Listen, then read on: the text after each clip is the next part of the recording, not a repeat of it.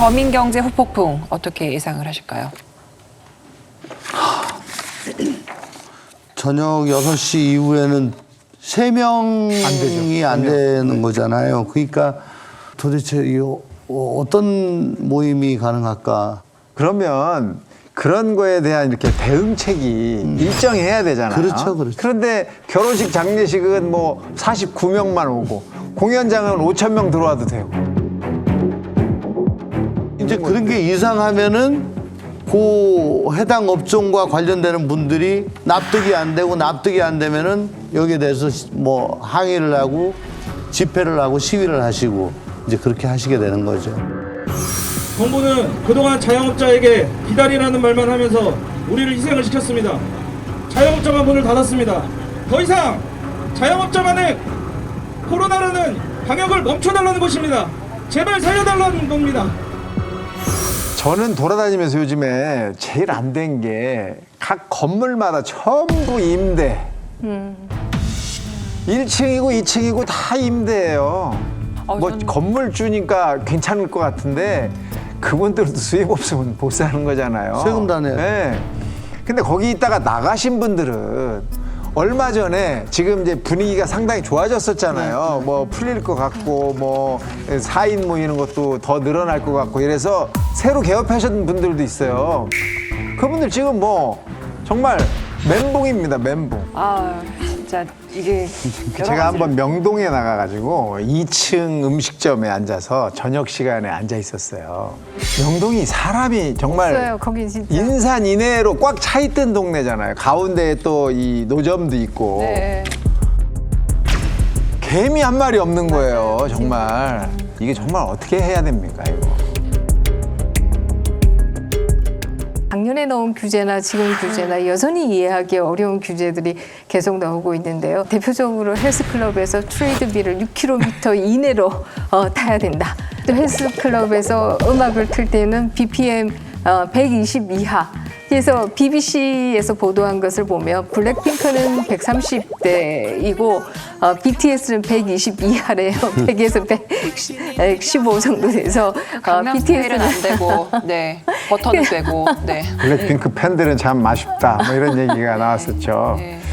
정말 그런 것이 근거 없는 어떤 이제 그 거리두기 방법이니까 이런 부분들은 전문가 집단과 적어도 사회적인 공론화 작업을 했어도 이런 정말 국민들이 납득하기 어려운 이런 일들은 생기지 않았을 거라고 생각하는데 전 제일 이상한 게 택시 타두는 거였어요. 택시 2명 네, 택시 타갖고 같이 하나씩 내리면 하나씩 괜찮고 한꺼번에 내리면 네, 안 되고. 그러니까 이런 부분들이 도대체 어떤 분이 어떤 근거를 가지고 이렇게 내놓는지 참 답답하고요. 특히 우려는 국민의 생명과 건강과 직결되는 것이기 때문에 이번에 정말 지독한 바이러스를 거의 2년 동안 지금 저희가 앓고 있고 그렇게 중요하다고 생각하시면 그런 부분에 의료인이 들어갈 수 있게 뭔가를 좀 이렇게 좀 만들어 주실 필요도 있잖아요. 그 전부터 약사라든가 간호사 이런 분들은 그 작업을 해왔어요. 네. 사실은. 뭐 또 다른 한편에서 본다라고 하면 국정상황실장 이외에도 또 방역비서관이란 자리도 이 정부에서는 신설을 했죠. 김호란 비서관이 그 자리를 들어가게 되었는데요. 사실 그렇게 보면 청와대에 의사분이 2분이나 있는 것이다. 이렇게 얘기할 수 있지만 결국 중요한 것은 어떤 전문가이냐가 더 중요한 것이 아닌가 하는 생각이 들죠. 김호란 방역기획관의 경우에는 임명이 될 때부터 반대 의견들이 굉장히 많지 않았습니까?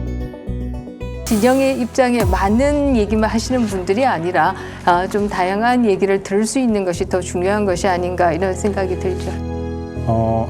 질병관리청에서 또 많은 얘기 중에 이 코로나19 거치면 처음 제가 아주 걱정이 되는 것이 하나 있었는데 뭐라 그랬냐면 질병관리청장에게 어디 물었습니다. 소신 있게 지금 의견을 얘기하고 계신 겁니까? 그랬더니 네, 소신 있게 하고 있습니다.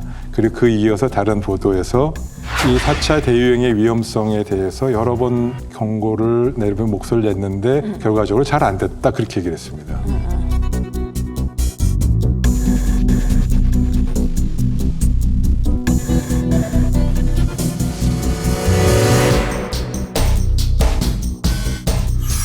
이런 방역을 완화 주도한 김호란 비서관 그리고 이에 밀려난 정은경 청장 이 백신 방역에 대한 옥상혹 아니냐 책임 권한 행사에 어려움 있는 거 아니냐 소신껏 못하는 거 아니냐라는 그런 메시지가 있습니다. 이에 대해서 입장 밝혀주시죠. 전혀 그렇지 않고요. 질병청과 또 부처, 중대본 그런 지휘 체계 하에서 모든 의사결정과 대응을 하고 있다는 말씀드리겠습니다. 소신껏 하고 계시는 건가요? 네, 그렇습니다. 저는 이 부분은 현 방역 전체의 컨트롤 타워의 문제라고 봅니다.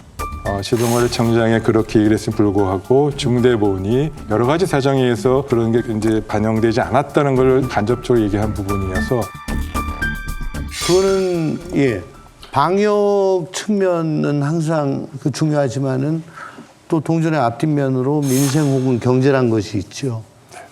완벽한 방역을 하기 위해서 완전히 뭐 봉쇄 정책을 취한다면은 방역적인 측면에서는 더할 나위 없이 효과적일 수가 있겠습니다. 그렇지만은 자영업자들은 전부 다 셔터 내리고 뭐 한 달 동안 장사하지 마라. 경제는 셧다운이 되겠지요.